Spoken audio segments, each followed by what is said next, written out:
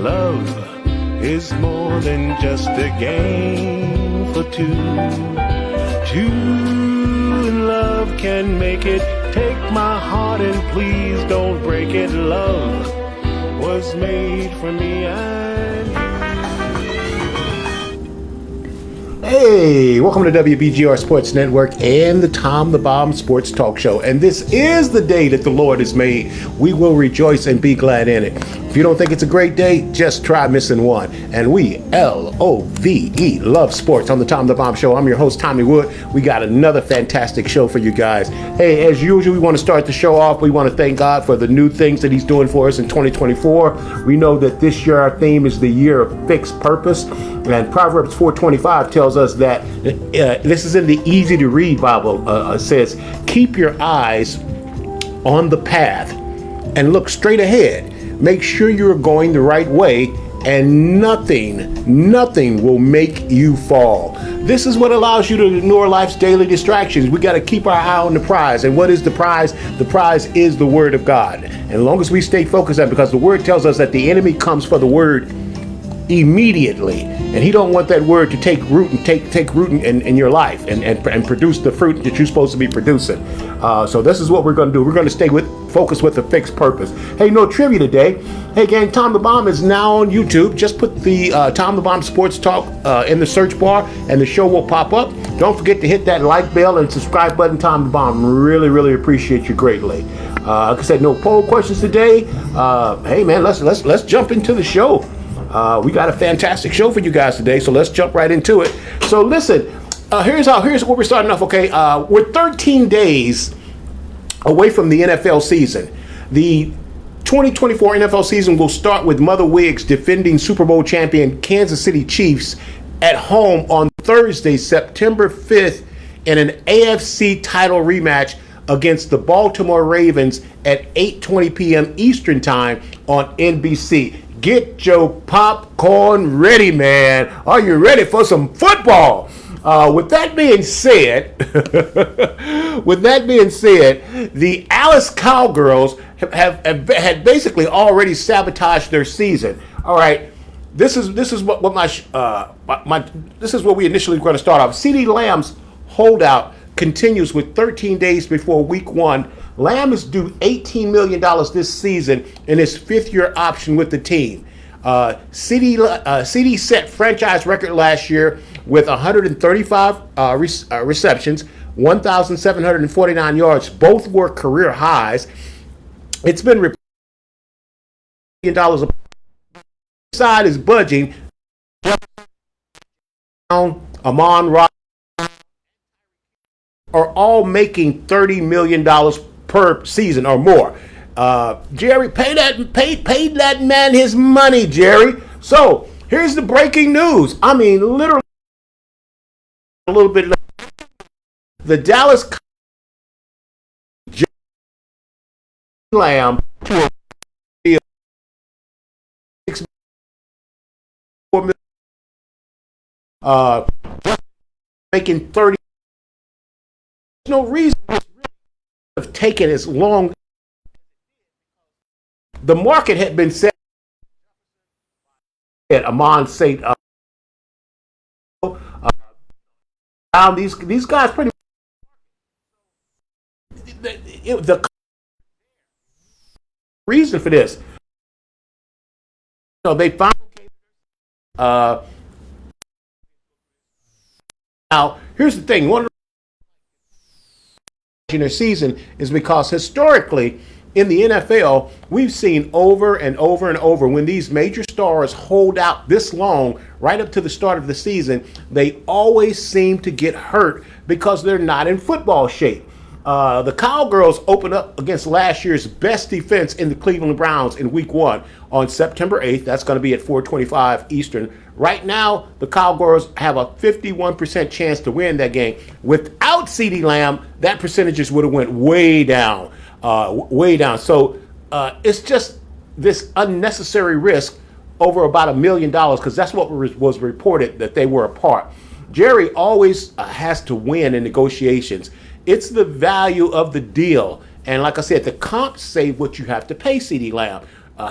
You look at the other receivers. CeeDee Lamb was responsible for 35% of the Dallas Cowboys offense last year. 35%. Now, if you're Dak Prescott, you're sitting back and you're watching this and you're going, man, I feel like I'm being set up to fail, man. Because, they're going to have to pay Dak. They still got to pay Micah. It's just crazy that it even took this long, Like I said, Jerry always having to win in negotiations. If you guys remember, he did this with Emmitt Smith, and Emmitt held out for the first two games, and after the Cowboys went 0-2 in those games, and after they went 0-2, I believe everybody on the team and the organizations was ready to kill Jerry Jones, and he went on and got Emmitt signed, and they're the only team. Here's a little trivia for you: they're the only team in history to go 0-2 to start the season and go on to win the Super Bowl. So, when you got those key figures like that, man, you got to get these guys signed. There's just absolutely no reason. It's absolutely no reason for this to have taken that long. It's just absolutely crazy. So, hey, they got it done. Jerry strung it out. He's such a drama queen. This was just totally unnecessary, man. But here's the key. It's great that they finally got him signed. They got him signed, almost 2 weeks before the season starts. And you just hope he's in shape, and you just hope he doesn't fall into that rut. If you guys remember, Darrelle Revis had that long sign out, and in the first game he came back and blew his hamstring out.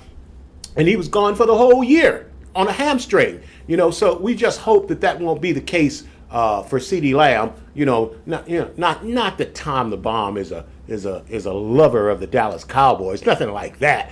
But you want to see guys do well, especially young men like CeeDee Lamb, who's a tremendous talent. And without him, this just wasn't going to work this year for Dallas. And they're always talking about how important it is that they win, if they want to win a Super Bowl. Well, the proof is in the pudding. So listen, you finally paid CD.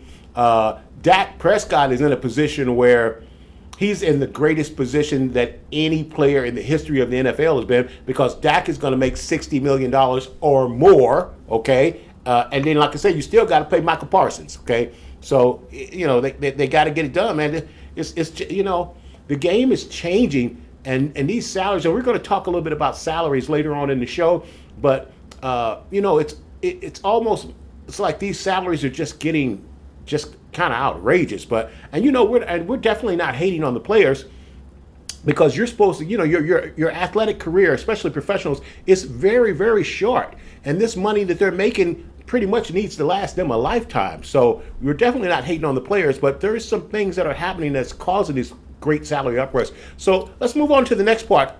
In Cincinnati, okay, we're talking about, will Jamar Chase contract derail the Bengals Super Bowl hopes? Well, here's another wideout, another diva. He wants his money. And see, once Justin Jefferson signed, he kind of set the bar, because everybody said, okay, we're going to agree that Justin Jefferson is the best. And maybe CeeDee Lamb is not the best. Maybe Jamar Chase is not the best. Maybe Amon St. Brown is not the best. But they're certainly in the top 3 or 4, or 5. Okay, so that money's got to fall somewhere in there, and that's what took CeeDee Lamb to get so long to get. They were about $1 million. I think Dallas wanted to pay him 33, and CeeDee was like, no. If Justin's the best at 35, then you got to at least pay me 34. And that's what it was, all over $1 million, and come on, man, $1 million to Jerry Jones, that's nothing.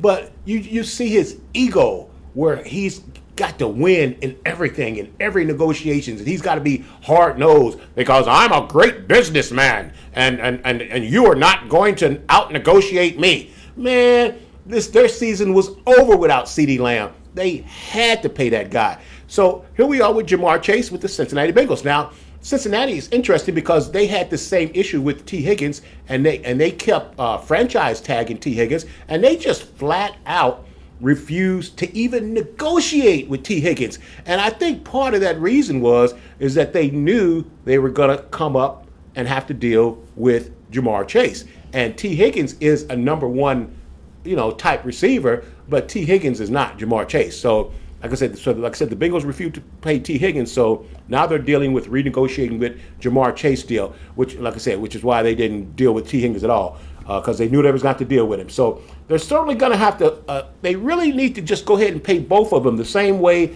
that the Miami Dolphins have done with their 2-star wideouts, the same way that the Philadelphia Eagles has done with their 2 wide star outs. You got to sign both of those guys. You need both of those guys to keep each other. T. Higgins makes Jamar Chase that much dangerous, and Jamar Chase makes T. Higgins very, very dangerous. So you got to have that. So this is just kind of the atmosphere that we're seeing in the NFL right now, because, hey, my beloved San Francisco 49ers are in the same boat. The 49ers are in the same boat. They're dealing with Brandon Ayuk, and he's also still unsigned, and it's obvious that the Niners desperately want to re-sign Brandon, but they're strapped by having the highest paid skill position players almost at every position.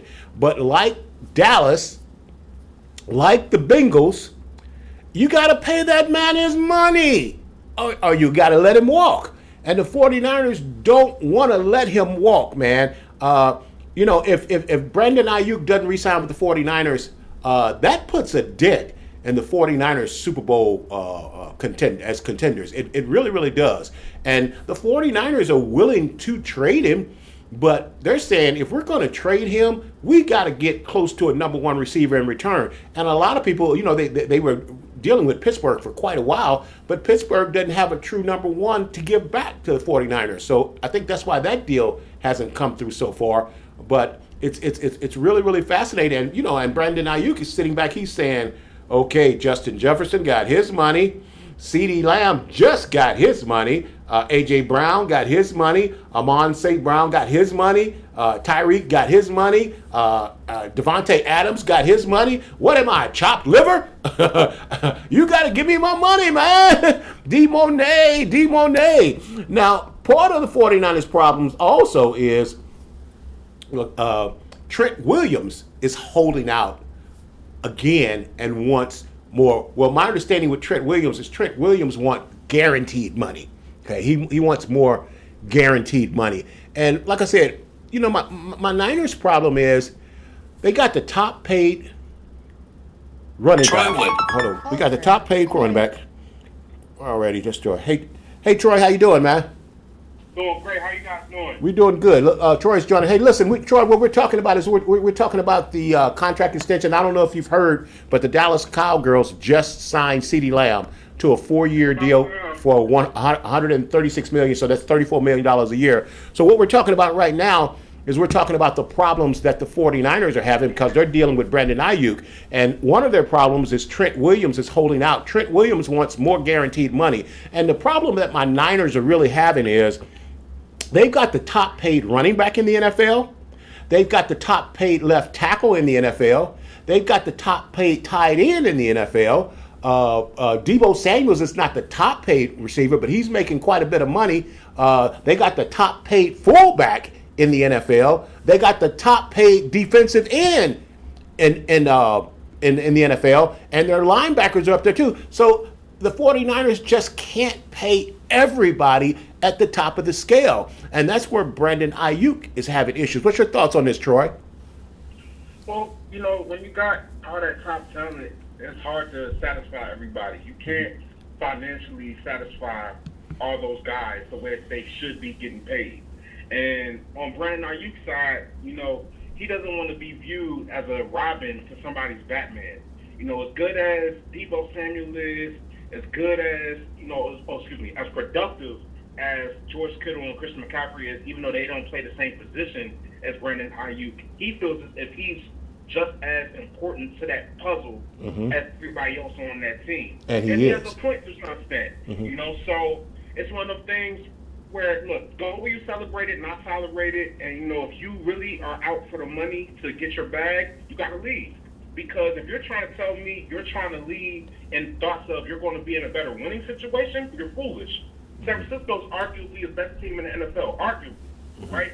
So this is all about financial wealth. It's all about sustaining his bag for him and his family going on in the future, which is very, you know, that's smart, right? But it's time for him to go. You know, you got to go somewhere where they're willing to pay you that money. And when there's 32 teams in the market, one of those 32 teams is willing to pay you. So, you know, if that's what you want, you reap what you sow. You know, Life and Death is in the power of the tongue. He's already made it clear, not only to the 49ers, but to Jaden Daniels and the rest of the world via Twitter, that they don't want me. So therefore, you know, I'm going to give them the effort of, you know, I'm trying to get out of here. I want to get traded. So it is what it is. It was something that had to happen due to the fact of, you know, money doesn't grow on trees. So they have to pay everybody. Somebody's going to get left out. All righty, come on, Pastor Troy. You got to go where you're celebrated and not where you're tolerated. Amen. Hey, so let's move on. Who's going to be QB1 in Pittsburgh? Is it Russell Wilson or is it Justin Fields? The Steelers are to make a QB decision by the end of the week. Mike Tomlin, whom I love, has maintained that Russ has the pole position. Mike Tomlin knows what he's doing, and Russ feels like he's comfortable to me. What's your take on who should be the QB1 in Pittsburgh, Troy? Well, I felt that this should have been the situation even when they first signed both of them. Russell Wilson has to be the starting quarterback to start the season, not the entire season. You know, I mean, here's my thing: if Russell comes in and the first 12 games they go 8-3 with a bye week in the middle of that, then you have to keep playing him. You know, you got something good going. He fits well. He got a good rapport with the receivers. It is what it is. If it starts out shaky, once you get to the middle of the season, that's when you say, okay, we gave you a shot. We gave you the opportunity. Now it's time to give the young bulls some burn. So I think you have to start Russ. I think Russell is a more experienced quarterback than Justin Fields. Not necessarily better, because when it comes to traits on who's better or not, it really depends on who's asking the question and what you're valuing. But when it comes to someone who's been there, who's got to the Super Bowl, it's Russ. And not only that, if we're just looking at what he did last year, he started to get comfortable as the year went on. He wasn't a bum in Denver. He just didn't live up to the hype in Denver. So now, if he can translate what he did at the end of the season in Denver to Pittsburgh, I think it should be a no-brainer. Troy, I think I'm in agreement with you here. I think you initially got to start with Russell Wilson. And I know, and like I just said, Mike Tomlin knows what he's doing, man. I mean, that guy knows what he's doing. You got to start off with Russ because if things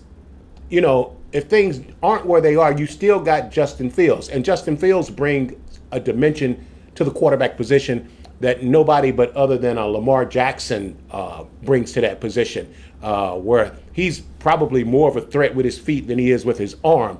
But he gives you that duality that Russ used to have when he was younger in his career, but he no longer possessed that. So, you know, I could see them using the same way that they used Cordell Stewart. Remember Cordell Stewart? Yeah, I remember Cordell Stewart. I think they can use Justin Jefferson almost just like Cordell said. Not that they're going to put him at wide receiver and stuff like that, but you know, if the offense needs a jump start, man, you can go to Justin, man. And there's nothing like competition that brings out the best. I wish my baseball St. Louis Cardinals would do this, but you know, there's nothing like competition, man. Listen, man, sitting on that bench will motivate you to play better, man. And that's just how it is. And the teams and the organizations that say the best player plays, those are the organizations that thrive. If you can remember, Russell Wilson started his rookie season in Seattle, and they had just spent a lot of money on a veteran quarterback to come in and be their starting quarterback,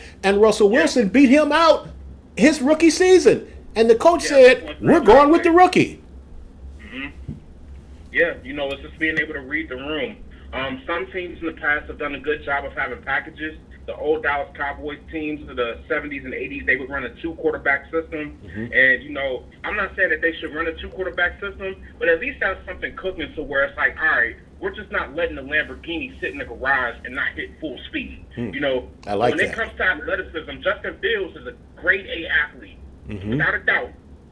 So there's got to be ways that you can utilize that. The thing that I'm upset about in his case is the fact that he finally got comfortable.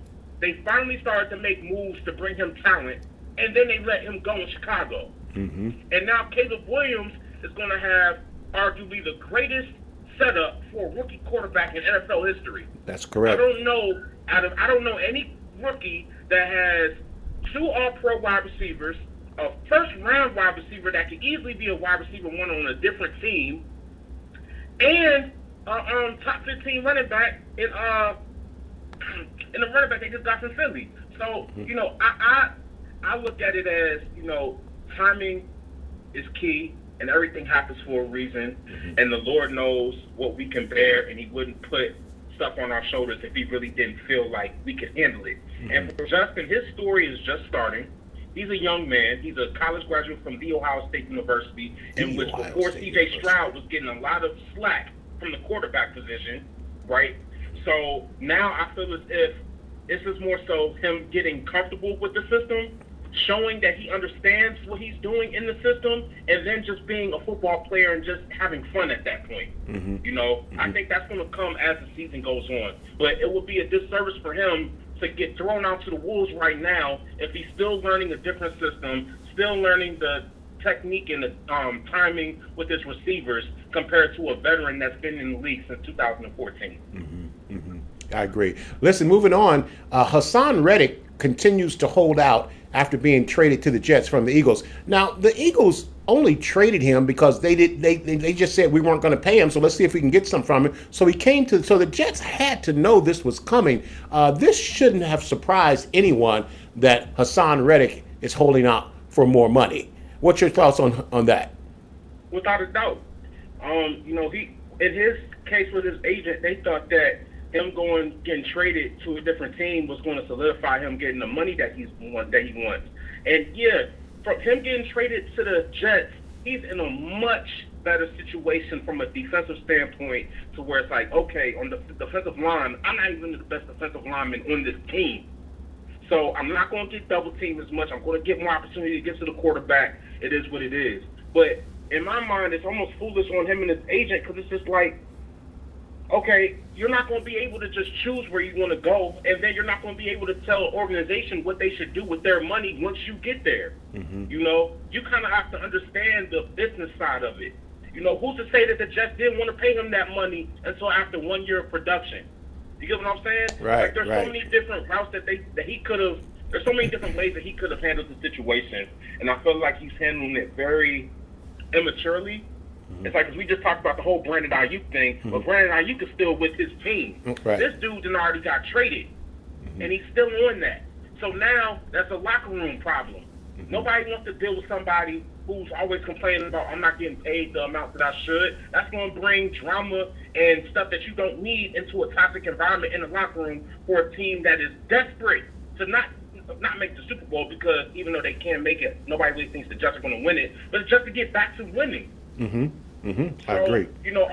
Ultimately, I view it as, I understand what he's doing, but I think it's dumb timing, and I think it's a little selfish, because he's putting more of a target on his back as opposed to trying to stand up for himself, in my opinion. Okay. Hey, look, Troy, I saw this stat that kind of really blew my mind. Aaron Rodgers is coming off a major injury. But Aaron Rodgers is a 2-3-time MVP. It ain't like he's a scrub. So here's the thing. I saw this. Aaron Rodgers is 81-10 when his defense holds the opponents to 20 points or less. Now, he's coming to a Jets team that has one of the better defenses in the NFL. Are the Jets legitimate contenders in the AFC?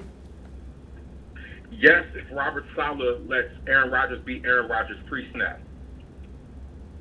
And I can't emphasize that enough going forward.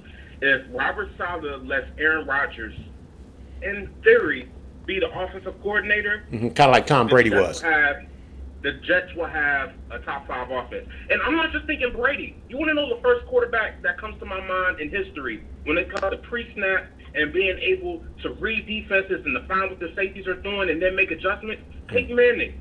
Peyton Manning is by far, in my opinion, probably the smartest quarterback that's ever walked this planet. The things that he does pre-snap is what confuses defenses. And Aaron Rodgers, I don't care what anybody says, Aaron Rodgers is by far, in my opinion, the best quarterback of, one, hot routing, and then not only hot routing, cadence, because he'll get somebody to jump and he'll turn a 5-yard offside play into an 85-yard touchdown because he has a free play. You know what I'm saying? So if you let Aaron drive the car and choose the destination, not drive the car and you have a backseat driver, if that makes sense. That makes sense. Right? If you let the man take you to the promised land, he will get you results, especially with Garrett Wilson as his number one receiver who can not only line up outside, but can line up in the slot. Look, the Jets are dangerous. Breece Hall is a top 3 running back. Garrett Wilson is a top 10 wide receiver when he gets the target and the recognition that he should. Mike Williams is coming off an injury as a top 20 receiver, in my opinion. People forget about Mike Williams because of injuries, but they have a bunch of talent. So now it's just a matter of how do you utilize it. And I think if Robert Saleh and the coaching staff gets in the way of what Aaron Rodgers can do, that's going to be their issue. So you think this Jets team stacks up with the Baltimore Ravens and a Kansas City Chiefs? Without a doubt. Without a doubt. Because football is won in the trenches.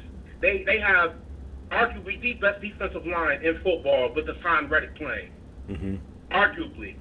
And when you can create pressure without blitzing, that's what's going to allow you to create turnovers, get sacks, and put your offensive position to score.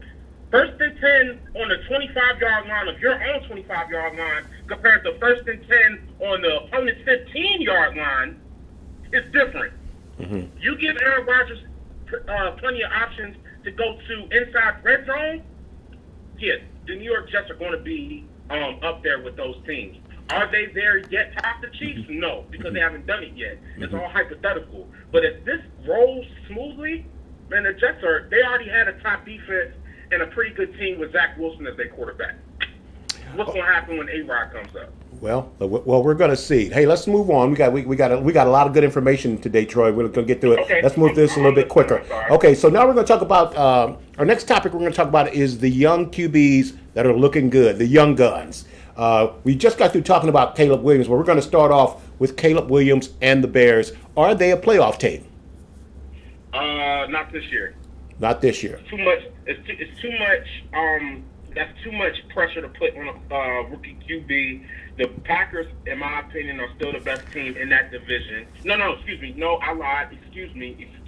That would be Detroit. Lions Yeah, that would be Detroit. The best team in that division. Yeah. Followed by Green Bay, and then arguably Minnesota or Chicago. So they got to get over the hump in their division before they can even talk about playoff talk. Well, I think they could be a wild card team. I think by Thanksgiving, we're going to know everything we need to know about the Bears. And I think by the time the Thanksgiving games come on, we're going to know if the Chicago Bears are a playoff team or not by Thanksgiving. That's what I think. We'll see. Alrighty, next up is Jaden Daniels of the Washington Commanders. No. And as I'm not asking you if they're a playoff team. That's not what I'm asking you. Okay. There. What I'm asking, we're talking about the young guns and the QBs looking good. How does Jaden Daniels and the Washington Commanders look to you so far? That's the question. They look pretty good. You know, we didn't see them against the Patriots, so I don't have anything to judge off of the last game they played. But one thing I will say, though, is that they're putting better pieces around the quarterback position. I can't stress how happy I am that they went out and got Martavis Bryant. People forget who Martavis Bryant is. And even though he's not the same breakaway deep threat that he used to be, even at that size, he's still at that size. And one thing that I saw from that game yesterday is the fact that they went deep to him twice and draw 2 pass interference plays that put them in the red zone. You get what I'm saying? And when you have guys that can put your team in scoring position, it's only going to help the team going forward. And I think Jaden Daniels, with the mix of Jahan Dotson being gone and Luke McCaffrey stepping into that wide receiver 2 position, I think they have a good – I think they have a good. How I put this? Good chemistry of big play receiver, of a Mr. Reliable on third down, and then the deep play guy that can win a jump ball.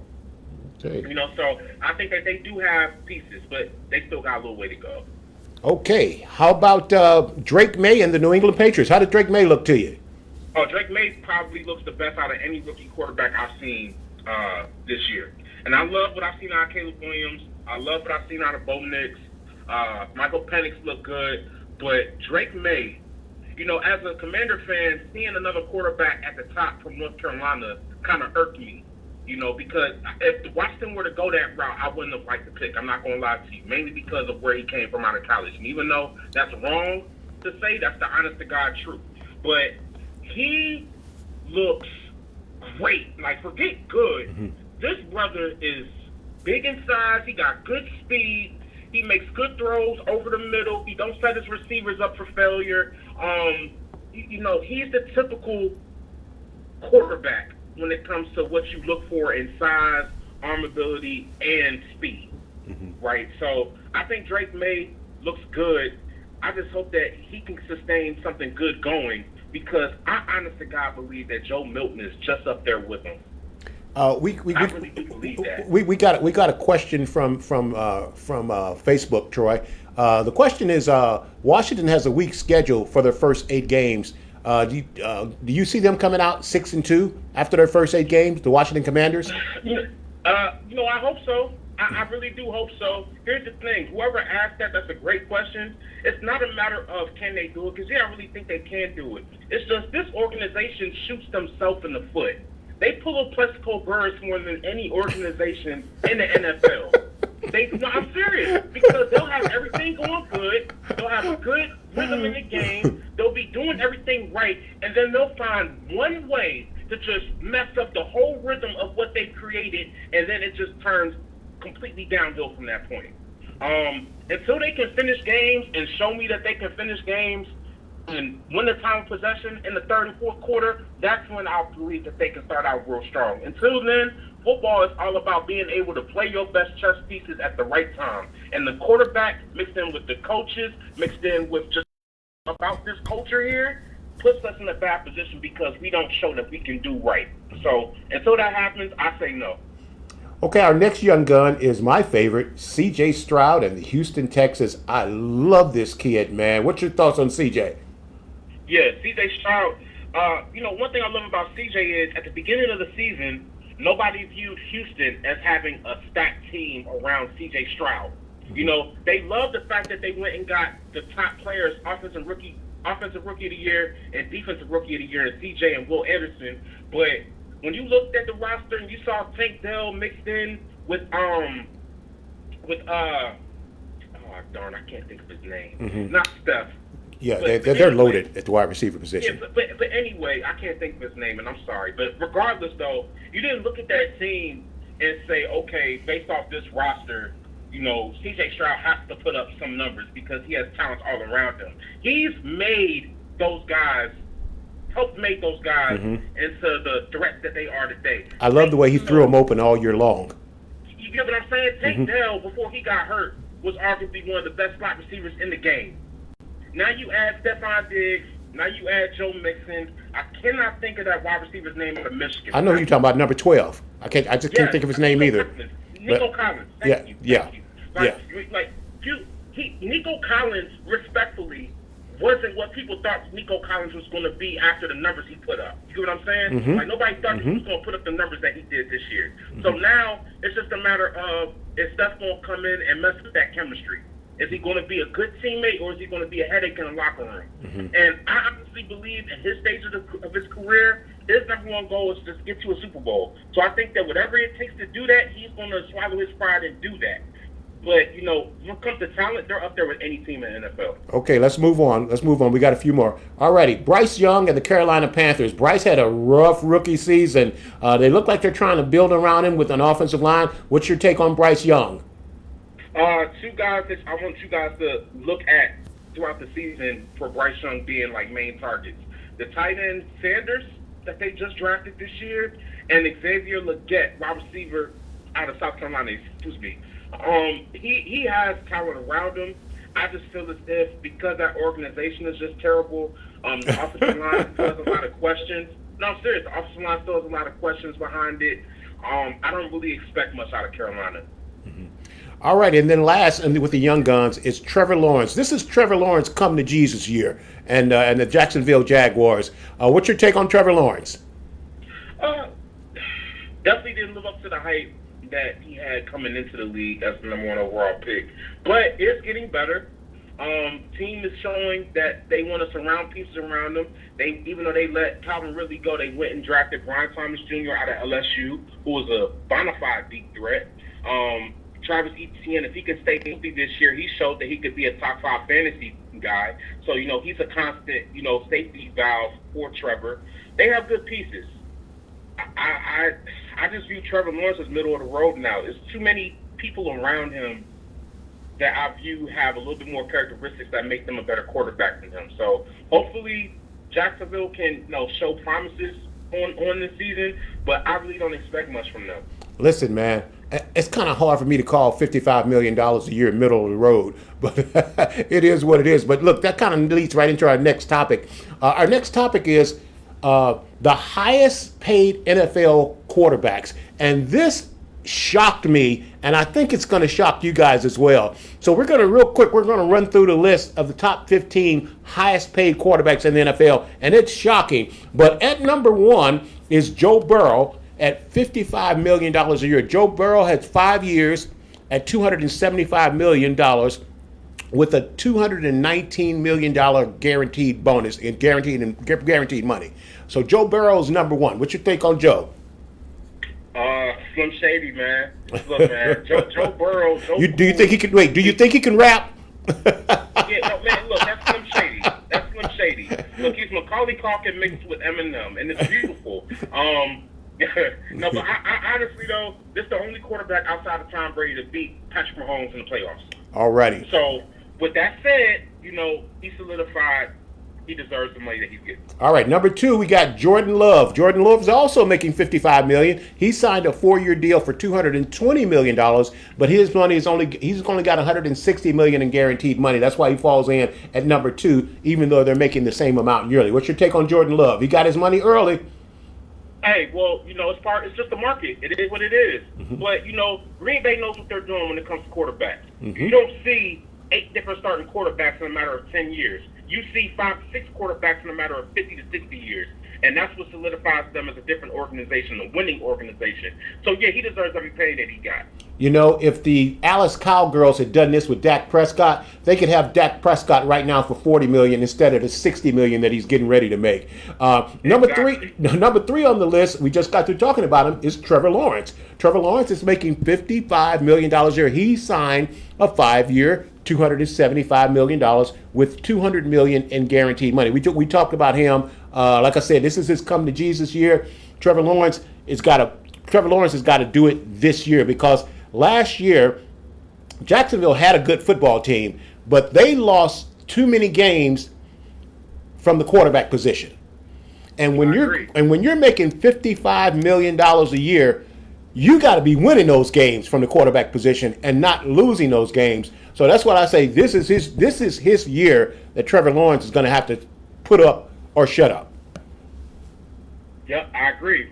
And if he don't, then I don't think he's on the hot seat to lose his job. It's just that he's not living up to his expectation. And when you draft somebody #1 overall and you invest in somebody as much as they have, you got to ride with it. So it is what it is. All right, number 4, we got Tua Tagovailoa. He's making $53.1 million a year. He signed a 4-year deal for $212.4 million with a signing bonus, guaranteed money of $167 million in guaranteed money. What's your take on Tua? He's getting a lot of money. It's a lot of scrutiny on the fact of he can't perform when it gets cold. Mm-hmm. And I don't believe that. He just hasn't performed yet when it got cold on a consistent basis. That doesn't mean he can't. Hasn't and just can't is 2 different things in my eye. So I feel as if Tua still has a lot of growing. But, man, he hears all this talk that all the scrutiny he's been getting throughout the offseason on First Take, and then hearing everything from Brian Flores' side on how he didn't really want him. He wanted another guy. Yeah, that was Herbert. something. That was really, really something. You know, so just keep that same energy when he drops 38 touchdowns to 6 picks and throws for 4,000 yards. You get what I'm saying? I get what you're saying. Keep that same energy when you see the production side of it. So I think that he's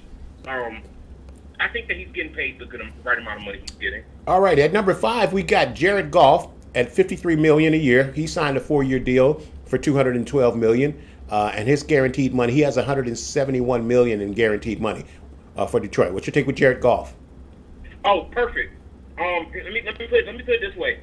That's the only team that should be offering them that money. And there's no knock to Jared Goff. Jared Goff was number 1 overall pick in 2013? Something like 13, that. Something like that. So he's a solidified veteran now. He's a solidified veteran. He's the perfect quarterback for Dan Campbell and Detroit Lions. He's not the main focus, but he does everything right. He has respect over the huddle, and he does show signs of athleticism. Say what you want. Jared Goff played in the most exciting game I've ever seen in my life when the Rams played the Chiefs like 4 or 5 years ago. Yeah, in the that shootout. 59-53. Yeah, that was a shootout.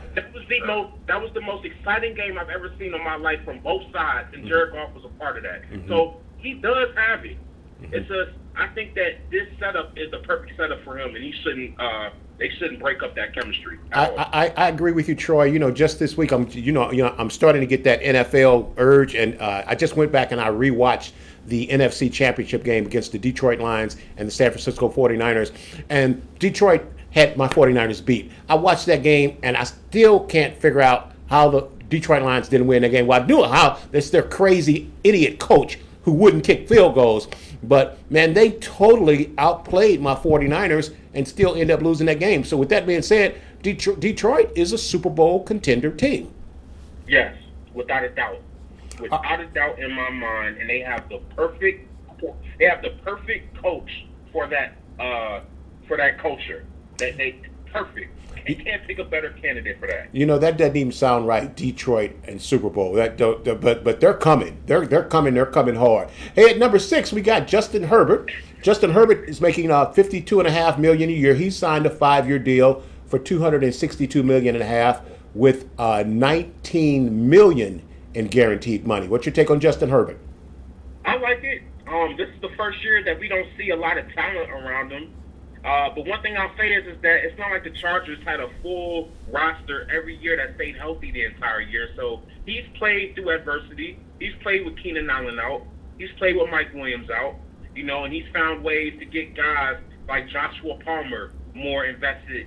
He found ways to get guys like that tight end that's like 6'8". I can't remember his name. Yeah. Parham or something like that. But anyway, when you're a quarterback, it's just a matter of being able to look at what you have and utilize it the best way. All right. And there are going to be names that we don't know now that are going to, pop out for him, especially Lad McConkey. I think that's a great pickup for the style of which they play. We got to move a little faster, Troy. I think that he's getting paid the right amount of money. Okay, we got to move a little faster. Now, we're at number 7, and we know who the top quarterbacks in the NFL are. And have you noticed how their names haven't come up yet? This is what's shocking to me. So now we're at number 7, and number 7 is Lamar Jackson. And Lamar Jackson is making $52 million a year. He signed a 5-year deal for $260 million with $185 million in guaranteed money. So we've got Lamar Jackson at number 7. What's wrong with this picture? Well, it's just the market. It's just the market. Mm-hmm. The time is inevitable. Time is going to happen whether we want to or not. You know what I'm saying? So the days of other guys getting these big contracts compared to what other guys have, it has to happen. It's just the market value of everything. Well, here's the deal. Considering when he got that contract, I still think that he deserved every penny of it. Well, here's the deal. If Trevor Lawrence is worth $55 million, Patrick Mahomes is worth $110 million. That's just the truth. We talking market. At number 8, we got Jalen Hurts. Jalen Hurts is making $51 million a year. He signed a 5-year deal for $255 million with $180 million in guaranteed money. I'm going to move through these a little bit quicker, Troy. At number 9, we got Kyler Murray.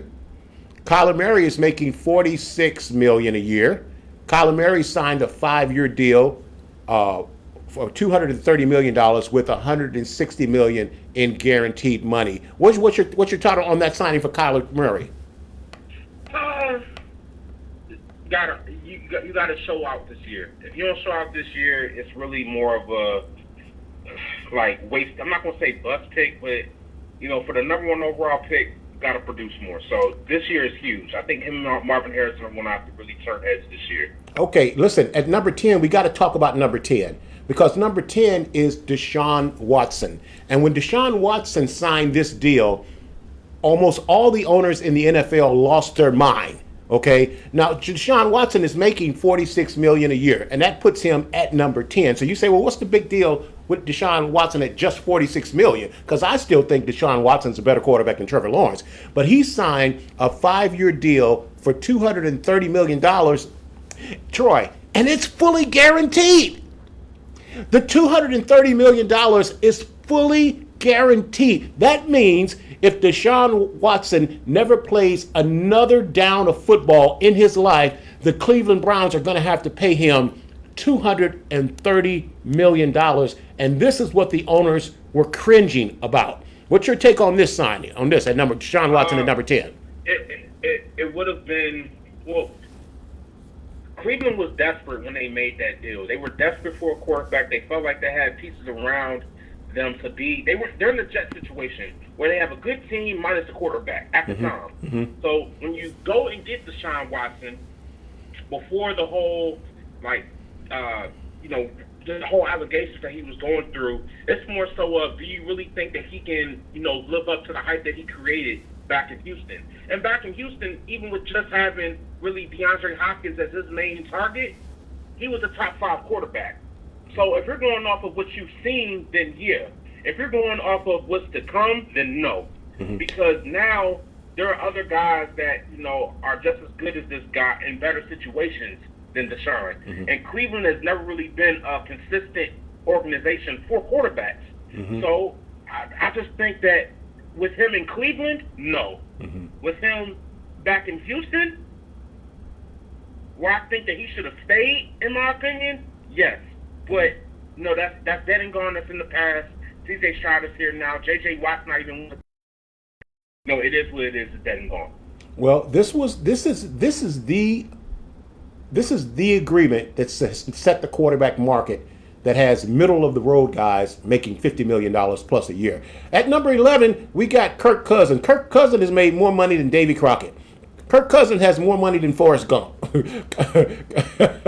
Kirk Cousins making $45 million a year. He just signed a 4-year, $180 million contract with the Falcons, and $100 million of it is guaranteed in money. Man, I don't believe Kirk Cousins would have ever thought in his life that he was going to make this kind of money in the NFL, because he made a ton of money with the Washington Commanders and the Minnesota Vikings before he even just signed this last contract with the Atlanta Falcons. Yeah, well, here's the thing. Captain Kirk is a solidified veteran. It's the market value. It's not like he doesn't produce or give you numbers of being able to score. I say this to this day, Washington should have never got rid of Kirk. Mm-hmm. I agree. That's our last quarterback that's shown consistency of throwing over 4,000 yards and getting you touchdowns and putting points on the board. Yeah, he threw picks here and there, but I really feel like that's more so the coach putting him in a bad position as opposed to him just making an idiotic decision. Mm-hmm. Because that Michigan State grad is a smart individual. Mm-hmm. And, he's already dealt with adversity, getting drafted behind RG3, and then finally getting a chance to play, and then having to sit back and letting RG3 play on the busted knee, and then getting another chance to play. He's dealt with the most adversity out of every quarterback that we've named so far. So now, if he didn't get hurt last year, he was the MVP candidate. Mm-hmm. And I don't care what anybody's talking about. All righty. Hurt, messing up everything. All righty, let's move on. Get your shockers on. At number 12, Patrick Mahomes.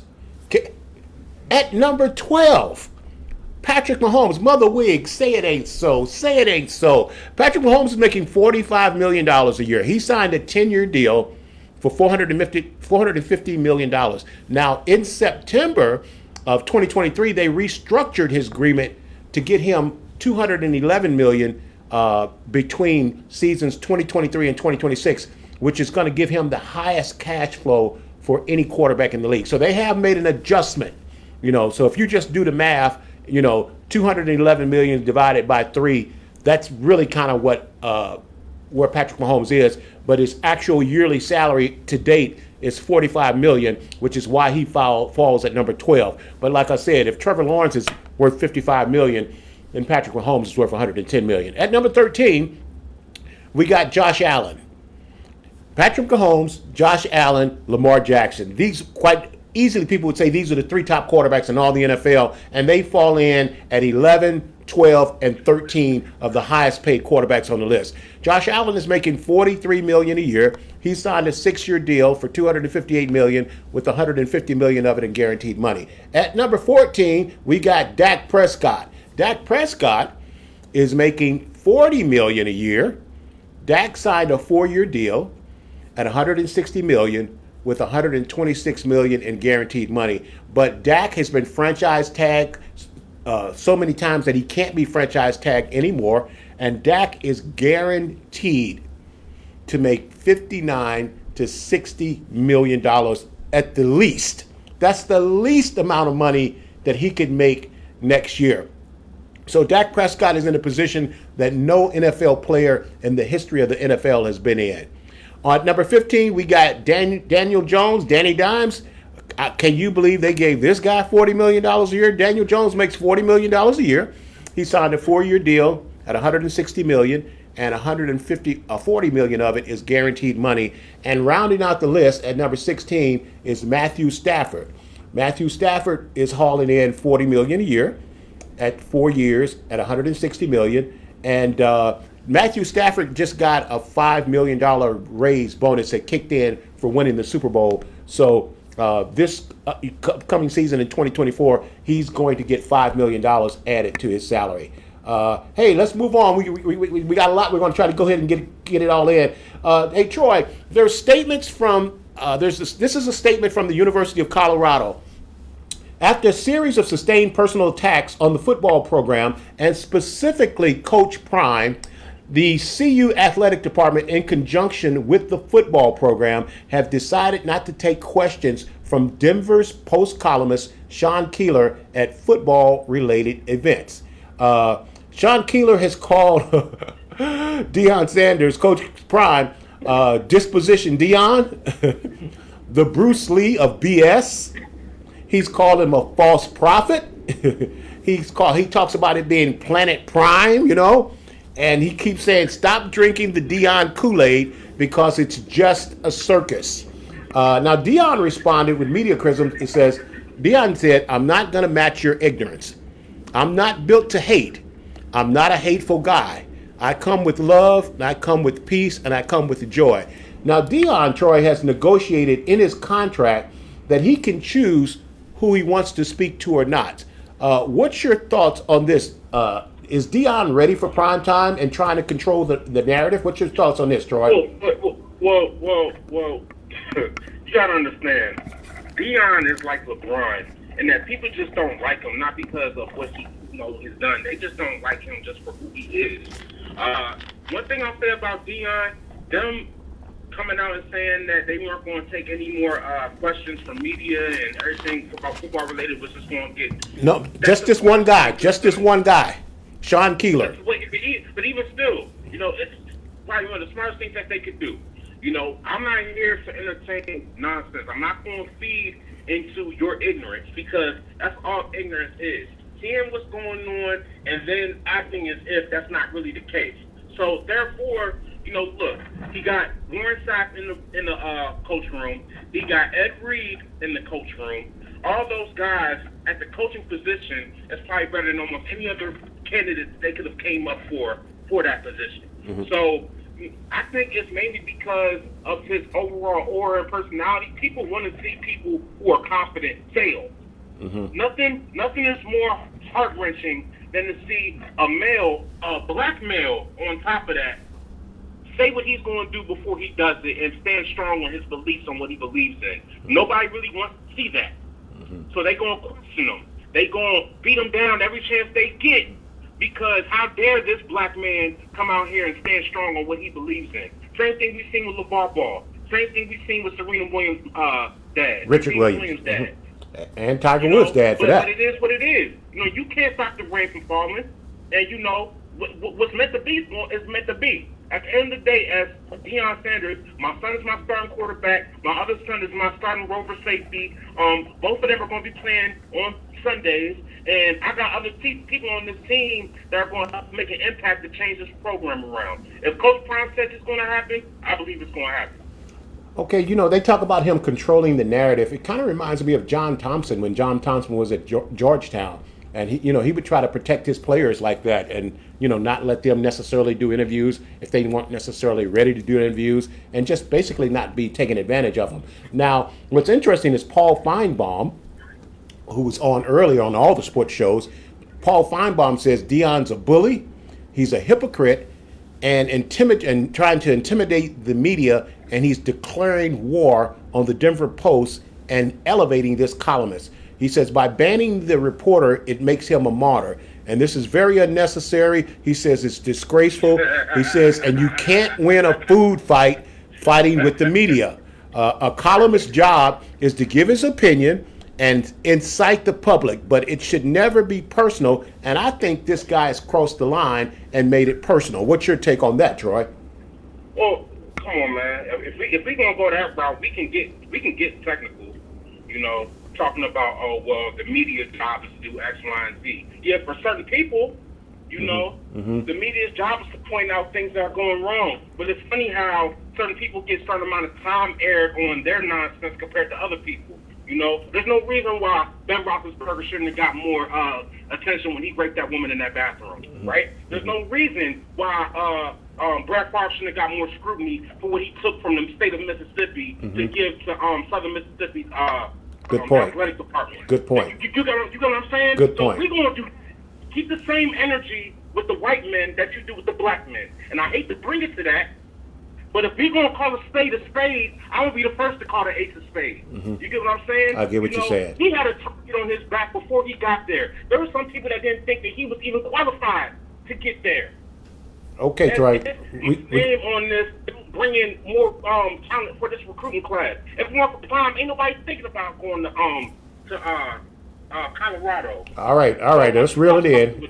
Okay, we got to move on, Troy. We still got some things to go. Winning is going to take care of all of this. If Colorado just wins, it'll take care of all of this. So on Thursday at 8 p.m.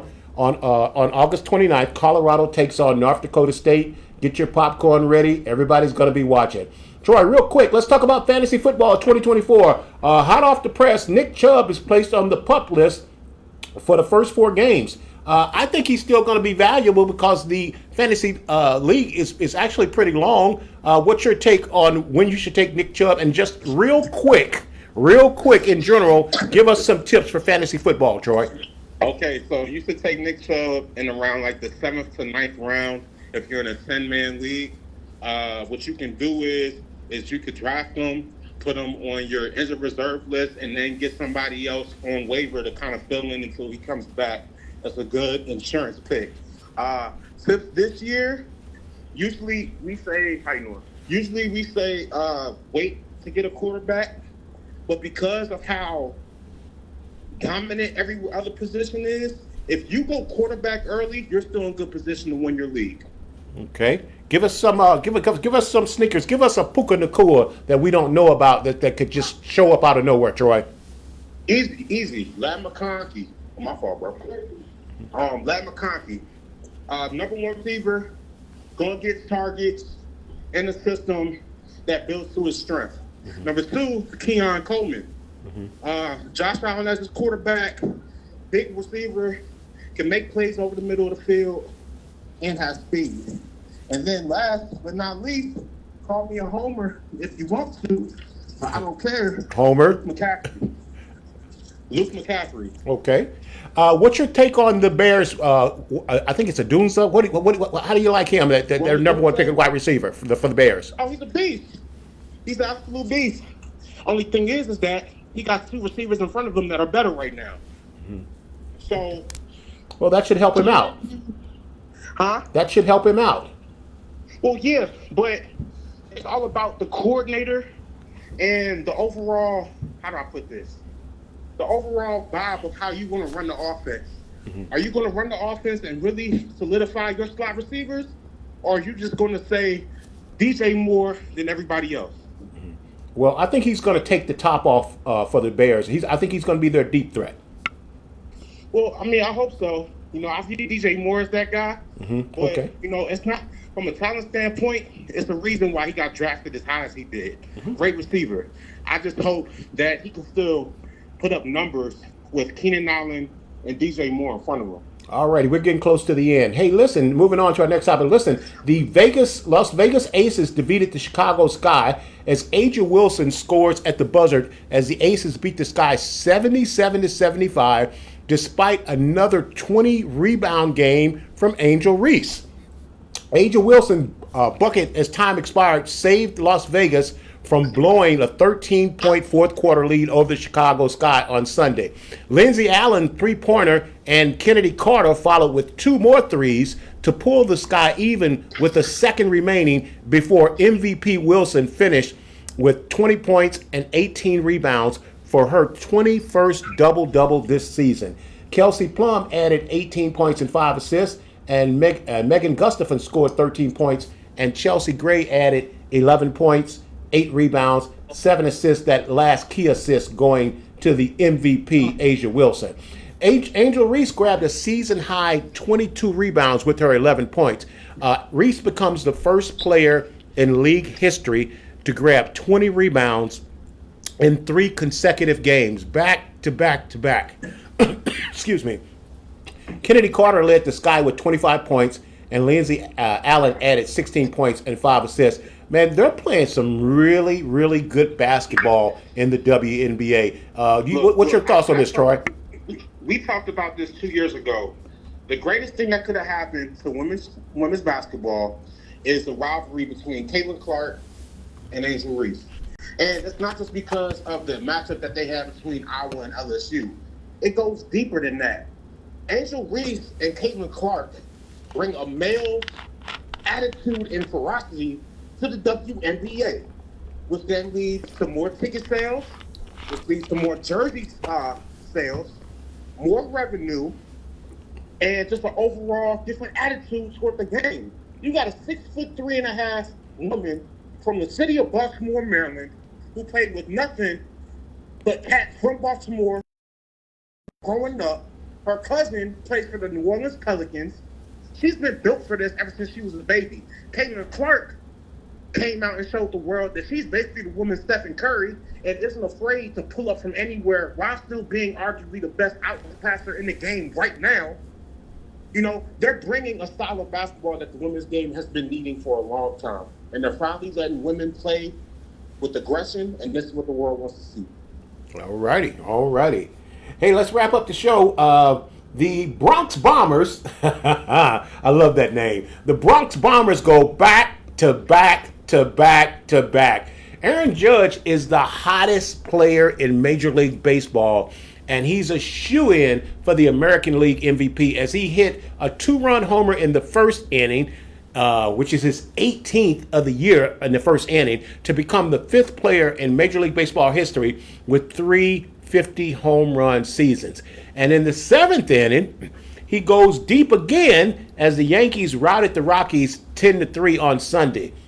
Aaron Judge is on pace to hit 63 homers as he reached 50 homers in just 131 games. He's on pace. He's on the pace that when he hit 62 2 years ago to break Roger Maris' season American League mark. Although he reached 50 that season in 129 games, he hit 50 at 131 games. Now, Aaron Judge now is joining Mark McGwire, Sammy Sosa, and Alex Rodriguez as the only players with 3 50 home run seasons. Aaron Judge is averaging a home run every 9 times that he comes to the plate. That's unbelievable. And for the first time since September 17th, 2002, against the Toronto Blue Jays, the Brahmers went back to back to back with Juan Soto, Aaron Judge, and Giancarlo Stanton as they pulled off the trifecta. Man, that's murderer's rows with those guys. So real quick, I want to wrap this up, Troy. Wait, let me go. What's your thought on Aaron Judge? I do want to get your thoughts on Aaron Judge. What do you see with him? So the game needs that, big time guy that's just showtime every time he steps to the plate. And I don't want to really talk on Aaron Judge too much because I know how much of the great player he is, how much he means to that organization. I want to talk about Giancarlo Stanton. When they picked him up, he was up there with Aaron Judge on being able to bring a spice to that lineup. And as of recent, even though I don't pay attention to baseball that much, I do know that Giancarlo has started to fall off. And when you can get production from your other guys, it makes it easier for your whole team to start to ride that wave. So I love the fact that Aaron Judge has shown that he can be consistent in what he's doing. I think he's sparking the plug up for his other teammates around him. The New York Yankees should be a pretty good matchup for anybody going forward. It's interesting that you want to talk about Giancarlo Stanton. Matter of fact, he is the leading active home run hitter in the major leagues right now. Nobody has more home runs than Stanton active. But I actually want to talk about Juan Soto.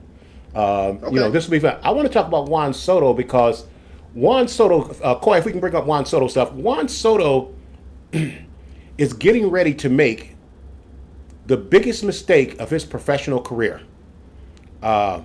If he and his agent decide not to re-sign with the Yankees, Juan Soto is on a 1-year deal with the New York Yankees. Juan Soto is going to reach salaries of almost close to. Juan Soto is about to make NFL quarterback money in Major League Baseball, and his agent is one of those bird of prey agents. He's going to get his guys the most money, so he's set to make almost $50 million. And I don't think. As a matter of fact, I know that the Yankees can't pay him what he's actually worth. But here's my point of him making the biggest mistake of his professional career. Right now, you're batting in front of Aaron Judge. Aaron Judge is batting behind Giancarlo Stanton.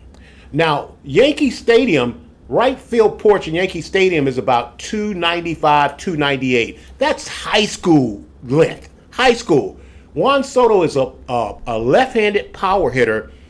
I said this before the Yankees acquired him, that he'll average 40 home runs a year if he stays in New York. And with Aaron Judge hitting behind him, it can't get any more perfect for Juan Soto. So there's going to be teams that can pay Juan Soto possibly more money than the Yankees. And the Yankees are always famous for paying people the most, but they're paying Giancarlo Stanton over $300. They're paying Aaron Judge almost $400. They're paying their ace pitcher over $300. You just can't. It's almost what the San Francisco 49ers are facing. You can't have 5 or 6 guys that are making more money than everybody else in baseball. But if with Juan Soto doesn't stay in New York, it's going to be the biggest professional mistake that he's going to make in his life. We talk about on the show all the time about one of the things being sometimes you win and you lose, and sometimes you lose and you win, and how you wins matter. Man, it's really more important that you be comfortable and happy where you at than not necessarily making the most money. And I just think it's going to be a huge mistake if Juan Soto leaves the Yankees and moves from batting in front of Aaron Judge. What's your thoughts on that? I agree. Here's the thing with baseball. As a left-handed hitter playing in Fenway in Boston, you know how that stadium is built. That's home run city for David Ortiz and company, right? Being in a position where it fits your play style the best, it really just depends on how you weigh that past the money side of it. If Juan Soto is all about him and his family, which he has every right to be, right?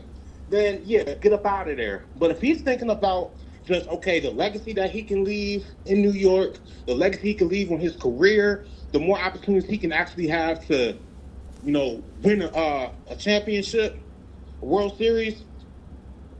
Like you said, that's the perfect setup. So it's more about what's more important to him.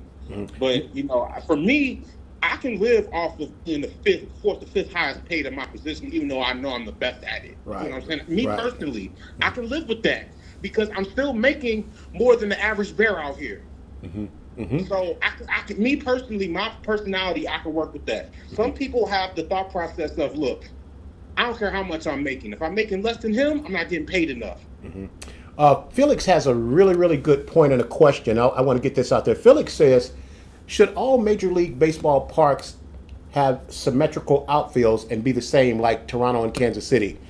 That's a nice idea, but I definitely say no because number one, you're going to end up getting rid of really historical and traditional parks like Fenway Park in Boston, Yeah, just like Yankee Stadium, Chicago Wrigley Field, and these things bring I don't want to say so they bring character to Major League Baseball. So Right, I right, think in my opinion. if you cookie cut all of the stadiums and make them the same, I don't think that's necessarily the right idea. I think one of the great things about baseball is one of the things that the teams will do that the St. Louis Cardinals used to be really, really good at this is they build their team around their field and their stadium. Yes. The Colorado Rockies have to do that. The Colorado Rockies has the biggest outfield in all of Major League Baseball. So their center fielder, left fielder, and right fielder, they all have to be fast. You can't put a big clunky guy in right field and left field in Colorado because he can hit. I'm going to stick him in the outfield. You can't do that because the area that they cover is bigger than any other area in Major League Baseball. So, Right. so to answer your question, no, I think baseball is close to losing too much character anyway. And if they start making the stadiums cookie cutter, Felix, I think that would be a big mistake. And that's why a guy like Carl Yastrzemski, who's who he was in Boston, Ted Williams, one of the greatest hitters of all time, but you can't tell me that Ted Williams hitting 400 didn't benefit from batting in Fenway Park for 82 games a year. Exactly. Babe Ruth in Yankee Stadium, he was a left-hander. Right, just told you that right field is the shortest porch in all of Major League Baseball. When Soriano went from the Nationals to the Yankees, he started hitting 40 home runs a year because you got that short porch in right field. So I think the stadiums being individual gives it character. What you saying, Troy? And just to piggyback on what you were saying about the outfielders in Colorado, that's part of the reason why they transitioned. And I could be wrong, that's why I'm asking you. Is that part of the reason why they transitioned Todd Holton from right field or outfield to first base, or even designated hitter?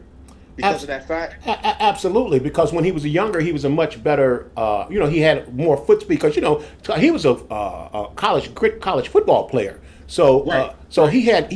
when you're younger, you get foot speed, but as you get older, you lose a step. So, so you transition him from the outfield to first base. Outfield. Absolutely. Yeah. Absolutely. See, I know a little bit about baseball. Like I ain't playing, but I know who my daddy is. You know what I'm saying? Yeah, you got him fooled. Come on, man. The apple don't fall far from the tree. I know something. I just didn't play it. That's all. Hey man, that's our show for today. We got a lot of information in, man. I hope you guys enjoyed it, man. We had a lot of information to cover. We actually got through it. Hey, look, for a dynamic, in-depth analysis and highlights for the Washington football team at DC Sports and more, check out the Washington Sports Den Thursdays at 2 p.m. on WBGR with our main guy, Felix Bassey. Hey, man, time flies when you're having fun. We're out of time here, but we sure do thank you for spending your time with us. Listen, may the gates of heaven open and pour an abundance of blessings down on you where there won't be room enough to contain it. Remember, if you want it, you got to confess it with your mouth and believe it in your heart that Jesus died on the cross and that he rose on the third day, not a Thursday, right, Troy? Yes, indeed. Just for you. Remember, darkness cannot drive out darkness, only light can do that. And hate cannot drive out hate, only love can do that. God bless you. We'll see you on this same bat time, on this same bat station. You guys remember, you can also catch Tom the Bomb on YouTube. hit that like button and that subscribe button. Tom the Bomb would appreciate it. You guys have a good evening. Huh? One more thing. Can I advertise myself for like 10 seconds? Go ahead, man. We've been trying to get you to do it for a while. For those who do not know, I'm currently an instructor over at Top Golf. I'm not the lead instructor, but I am an instructor over at Top Golf here in Germantown, Maryland. I've run camp the entire summer, and through the United States Teaching Golf Federation, in which I'm a professional, they are holding a top 50 coach in the United States nominee.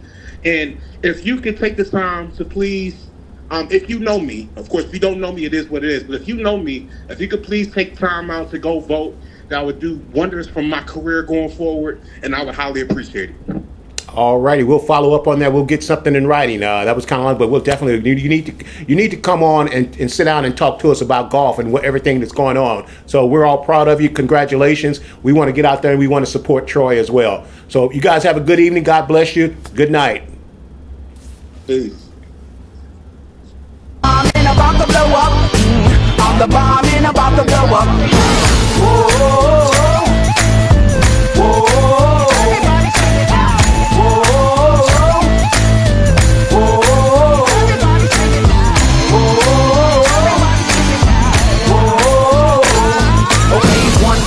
And a 2 for the show, but 3 to be a legend even if I'm cold. I ain't chasing nothing, you gon' have to catch me. And if you wanna taste, you gon' have to pay a fee. I'm the bomb and about to blow up. I'm the bomb and about to blow up.